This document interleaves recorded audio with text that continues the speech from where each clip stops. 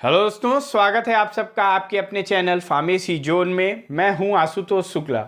दोस्तों, हम लोग पढ़ रहे हैं बी फॉर्म फर्स्ट सेमेस्टर के सब्जेक्ट फार्मास्यूटिक्स की यूनिट 3 को, और आज का हमारा टॉपिक है बाईफेजिक लिक्विड डोजेस फॉर्म। और बाईफेजिक लिक्विड डोजेस फॉर्म में हम लोग पढ़ रहे हैं सस्पेंशन के इंट्रोडक्शन को, उसके टाइप्स को लास्ट वीडियो में हम लोग ने डिस्कस किया था, तो उस वीडियो को आप प्लेलिस्ट से जाके देख सकते हैं। आज के इस वीडियो में हम लोग डिस्कस करेंगे, आज के लेक्चर में हम लोग डिस्कस करेंगे इलेक्ट्रोकाइनेटिक नेचर्स के हिसाब से, इलेक्ट्रोकाइनेटिक प्रॉपर्टी के हिसाब से सस्पेंशन को जिन दो पार्ट्स में डिवाइड किया गया वो है डीफ्लॉकुलेटेड एंड फ्लॉकुलेटेड। तो आज हम लोग देखेंगे कि डीफ्लॉकुलेटेड एंड फ्लॉकुलेटेड सस्पेंशन क्या होते हैं और उनके बीच के डिफरेंस को देखेंगे। उसी के साथ साथ हम लोग पढ़ेंगे कि सस्पेंशन को कैसे बनाया जाता है, कौन कौन से इंग्रेडिएंट्स मिक्स किए जाते हैं उसमें, और सस्पेंशन के एडवांटेज एंड डिसएडवांटेज क्या हैं।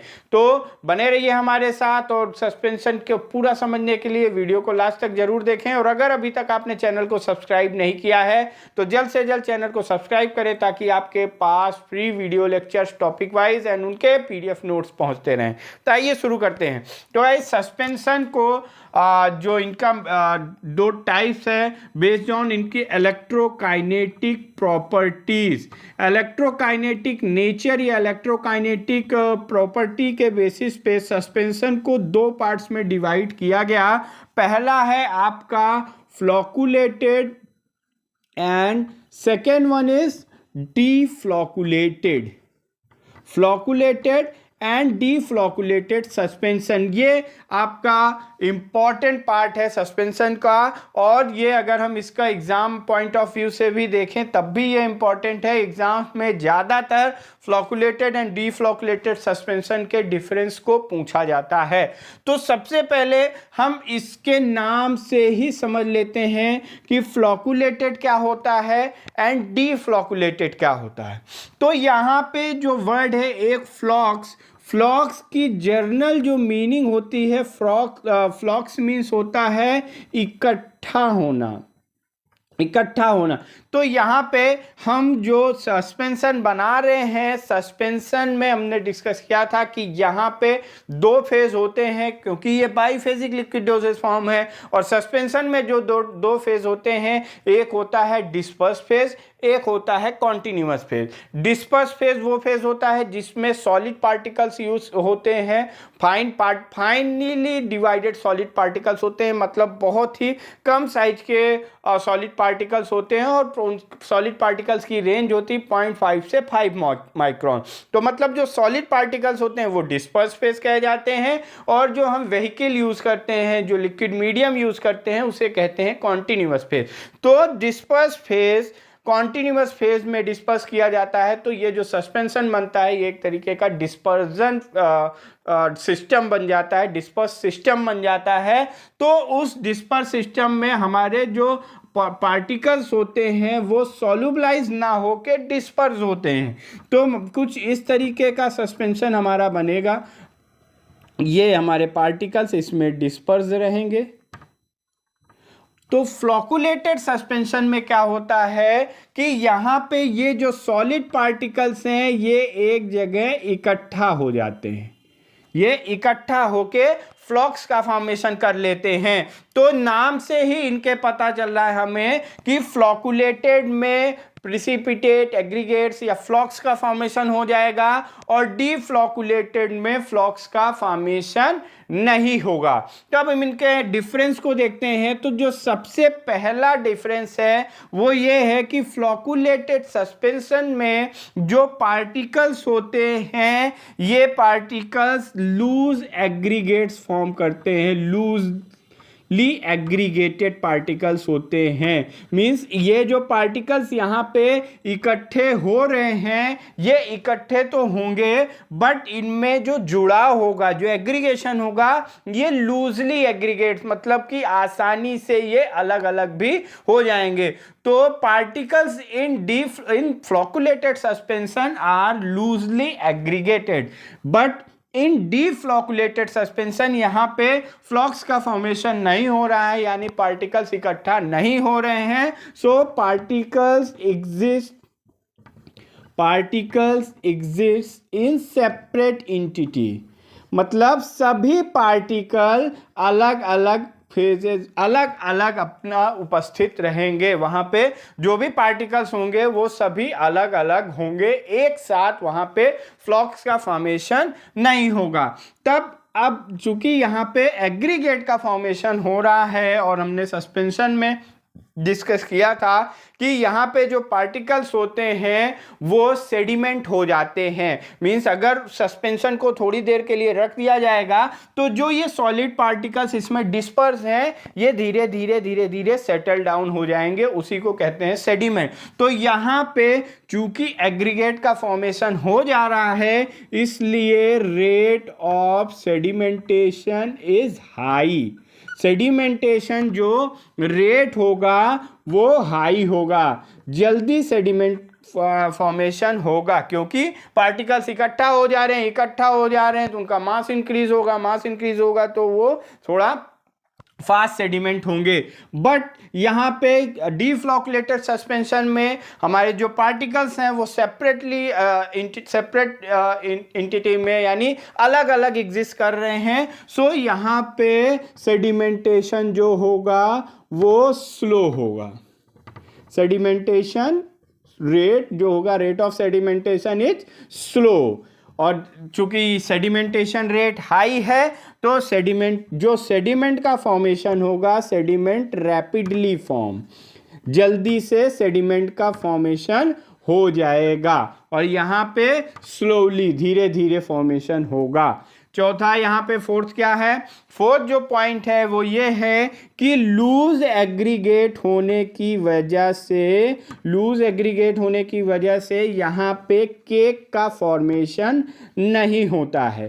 केक का फॉर्मेशन नहीं होता है का मतलब कि जो सेडिमेंट बन रहे हैं वो सॉलिड में कन्वर्ट नहीं होंगे। केक का फॉर्मेशन हो जाने का मतलब है कि उनको फिर अलग अलग करने के लिए हमें डिफिकल्टी होगी। बट यहाँ पे केक का फॉर्मेशन हो जाएगा।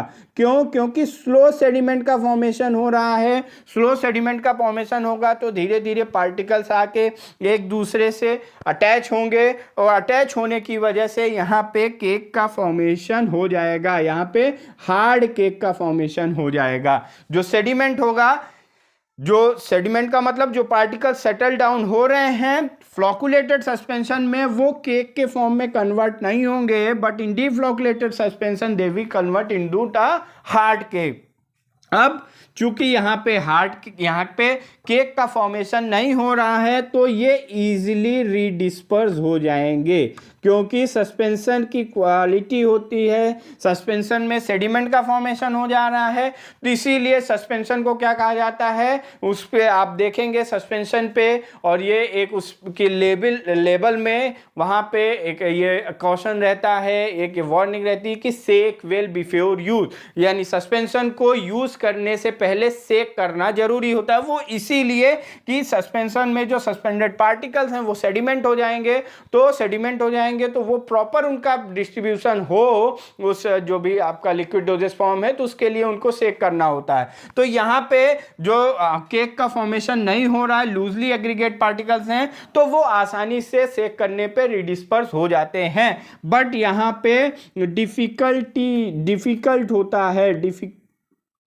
डिफिकल्ट टू रीडिस्पर्स होने में यहाँ पे थोड़ी मुश्किल होगी, क्योंकि हार्ड केक का फॉर्मेशन हो गया तो आसानी से वो रीडिस्पर्स नहीं होगा। और लास्ट में जो है ये है कि flocculated suspension is not pleasing in appearance, ये देखने में एज कंपेरिजन टू डीफ्लॉकुलेटेड सस्पेंशन ये अच्छा नहीं होता है, बट डीफ्लॉकुलेटेड सस्पेंशन इज प्लीजिंग इन या प्लीजेंट आप कह सकते हैं, ये इसका अपीयरेंस अच्छा होता है। अपीयरेंस यहाँ पे अच्छा क्यों, ये फ्लॉकुलेटेड में क्यों नहीं होता है और डीफ्लॉकुलेटेड में क्यों होता है, इसका रीज़न ये है कि यहाँ पे आप ये देखें कि अगर ये हमारा सस्पेंशन है, ये सस्पेंशन है और सस्पेंशन में ये लिक्विड है मान लीजिए, तो यहाँ पे ये जो पार्टिकल्स हैं ये इकट्ठा ऐसे ऐसे हो जा रहे हैं, ये चूंकि यहाँ पे फ्लॉक्स का फॉर्मेशन हो जा रहा है,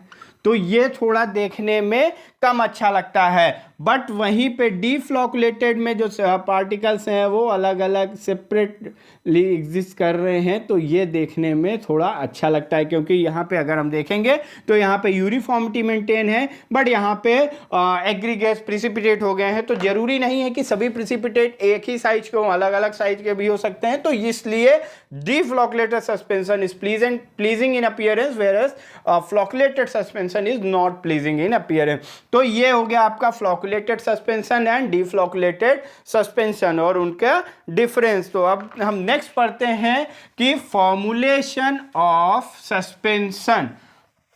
फॉर्मुलेशन ऑफ सस्पेंशन, दो चीजें होती हैं मतलब सस्पेंशन को बनाने के लिए आपको एग्जाम में दो तरीके से पूछा जा सकता है। पहला ये आ सकता है कि define formulation consideration of suspension, और दूसरा कि what are the manufacturing consideration या what is the method of preparation of suspension. जब भी इस तरीके का क्वेश्चन आए, अगर पूछा जा रहा है फॉर्मुलेशन ऑफ सस्पेंशन, तो यहाँ पे हमें ये लिखना होगा कि सस्पेंशन को बनाने के लिए किन किन इंग्रेडिएंट्स की जरूरत होती है।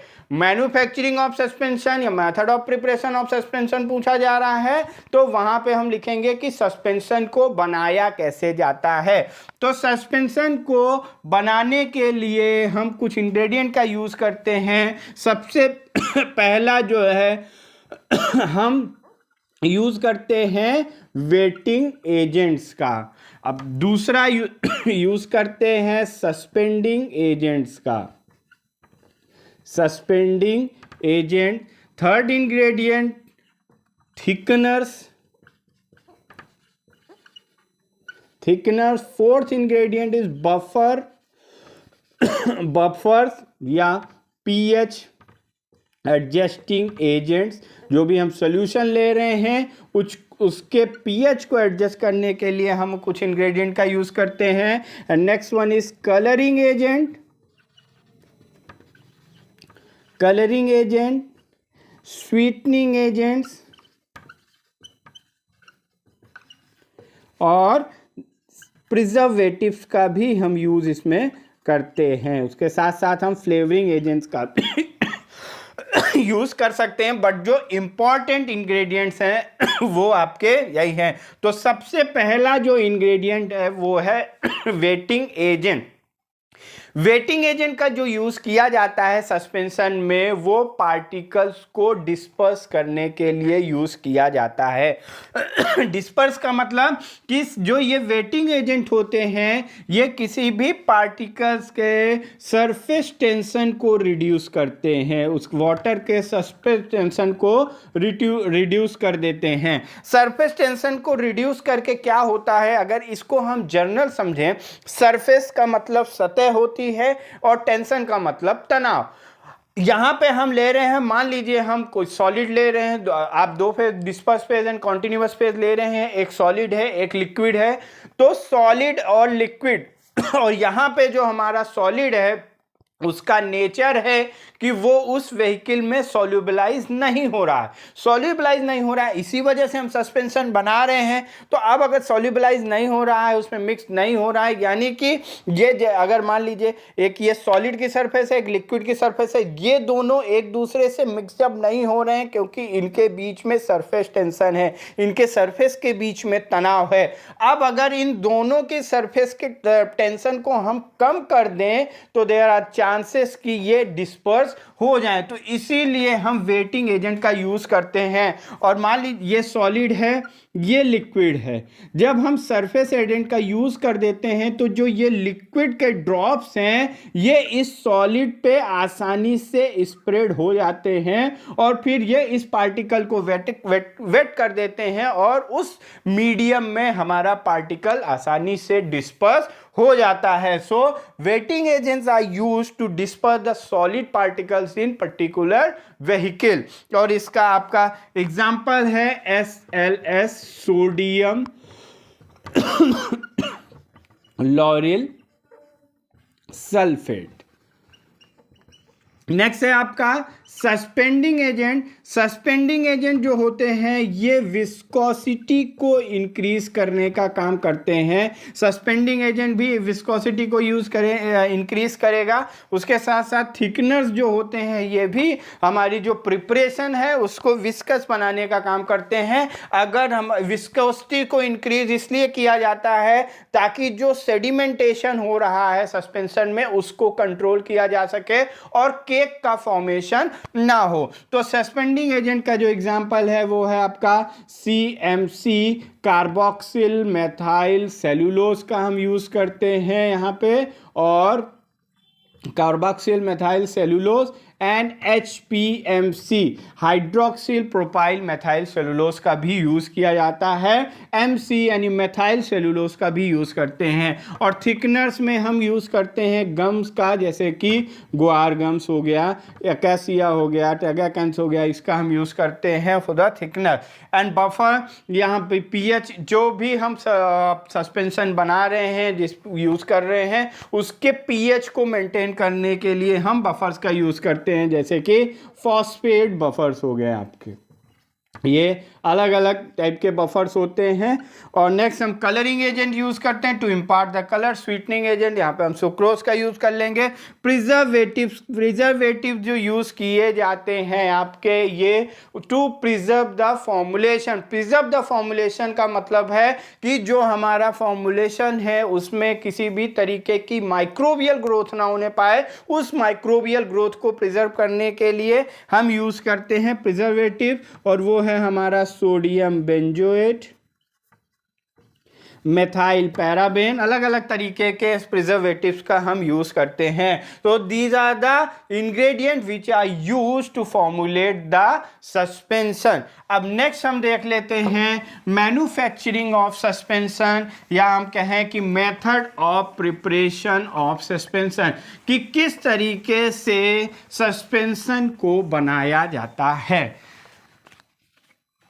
MOP यानी method of preparation of suspension. तो यहाँ पे सस्पेंशन को बनाने के लिए कुछ स्टेप्स हैं। सबसे पहला जो स्टेप है, जो फर्स्ट और पहला स्टेप है, यहाँ पे हम क्या करेंगे, जो भी इनसॉल्युबल इंग्रेडिएंट्स हैं, मतलब जो ऐसे हम अलग अलग इंग्रेडिएंट यूज़ कर रहे हैं तो ज़रूरी नहीं है यहाँ पे जो API है वो सॉल्युबल नहीं होगा व्हीकल में, बट कुछ इंग्रेडिएंट्स हैं जो सॉल्युबलाइज हो जाएंगे, जैसे जो हम एक्सिपिएंट्स का यूज़ कर रहे हैं। तो जो इनसॉल्युबल इंग्रेडिएंट्स हैं इनको हम लेते हैं मोर्टार एंड पेस्टल में। मोर्टार एंड पेस्टल में लेने के बाद इस इंग्रेडिएंट को हमने ले लिया मोर्टार एंड पेस्टल में, इसको हम करेंगे ट्राइचूरेट। अब ट्राइचूरेट करेंगे, ट्राइचूरेट करने के लिए हम किसके साथ ट्राइचूरेट करेंगे, व्हीकल के साथ। जो भी हमारा लिक्विड मीडियम है, जो व्हीकल है उसके साथ ट्राइचूरेट करेंगे। और व्हीकल में वेटिंग एजेंट्स को भी ऐड किए रहेंगे, व्हीकल कंटेनिंग वेटिंग एजेंट। अब इसके बाद जब हम इनसॉल्युबल इंग्रेडिएंट को हमने मोर्टार पेस्टर में लिया और उसको व्हीकल्स ऐसा व्हीकल जिसमें कि वेटिंग एजेंट मिला हुआ है उसके साथ हमने ट्राइचूरेट किया, तो यहाँ पे एक पेस्ट का फॉर्मेशन हो जाएगा। तो पहले स्टेप में हमें इनसॉल्युबल इंग्रेडिएंट के पेस्ट का फॉर्मेशन करना है। दूसरे स्टेप में हम क्या करेंगे, जो भी सॉल्युबल, ऑल सॉल्युबल इंग्रेडिएंट, अब एक दो ही तरीके के इंग्रेडिएंट होंगे, एक जो सॉल्युबल होगा एक जो इनसॉल्युबल होगा। तो इनसॉल्युबल का हमने यहाँ पे पेस्ट बना लिया। अब जो भी ऑल सॉल्युबल इंग्रेडिएंट्स हैं इनको डिसॉल्व कर लेंगे, dissolve in same portion of vehicle. Same portion of vehicle का मतलब जितना व्हीकल हमने लिया था इस पेस्ट को बनाने के लिए उतना ही व्हीकल लेके हम जो भी सॉल्युबल इंग्रेडिएंट हैं उनको सॉल्युबलाइज कर लेंगे। उसके बाद इसका जो सॉल्यूशन बनेगा, इस सॉल्यूशन जो ये रिजल्टेंट सॉल्यूशन बनेगा, इस सॉल्यूशन को हम ऐड कर देंगे, सॉल्यूशन एडेड इन स्टेप 1। पहले स्टेप में, यानी इस पेस्ट में जो पहले स्टेप पे हमारा इनसॉल्युबल इंग्रेडिएंट का पेस्ट बना था उसमें हम ऐड कर देंगे। तो ये हमारा जो थर्ड स्टेप जो होगा, यहाँ पे स्लरी का फॉर्मेशन हो जाएगा। स्लरी का मतलब है कि जो भी हमने इसमें सॉल्युबल इंग्रेडिएंट और इनसॉल्युबल इंग्रेडिएंट को ऐड कर दिया, अब यहाँ पे एक स्लरी का फॉर्मेशन हो जाएगा। अब उस स्लरी को जो ये स्लरी बन गई है इसको हम ट्रांसफॉर्म कर लेंगे, किसमें ट्रांसफर कर लेंगे, स्लरी ट्रांसफर इन ग्रेजुएटेड सिलेंडर। ग्रेजुएटेड सिलेंडर यानी कि हम इसको मेजरिंग सिलेंडर में ट्रांसफर कर लेंगे।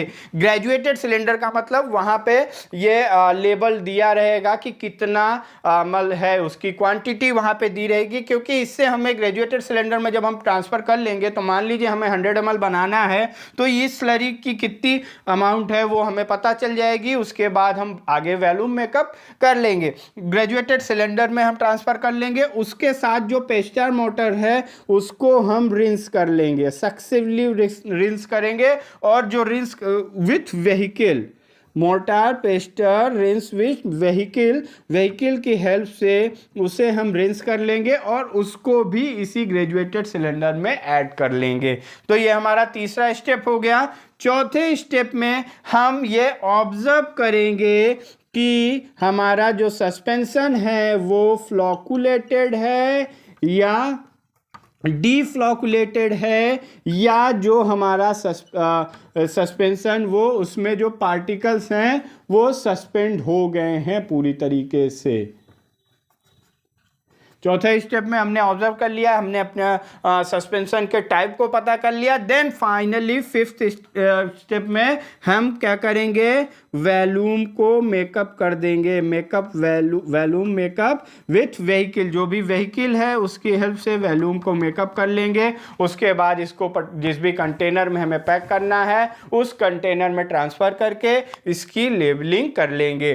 तो ये हमारा इस मेथड ऑफ प्रिपरेशन, ये तरीका है कि किस तरीके से सस्पेंशन को बनाया जाए। सबसे पहले हम इनसॉल्युबल इंग्रेडिएंट को मेटल पेस्टर में व्हीकल की हेल्प के साथ और उसमें वेटिंग एजेंट को, और इस स्टेप में हम जब यहाँ पे फोर्थ स्टेप में इसमें सस्पेंडिंग एजेंट को ऐड करेंगे।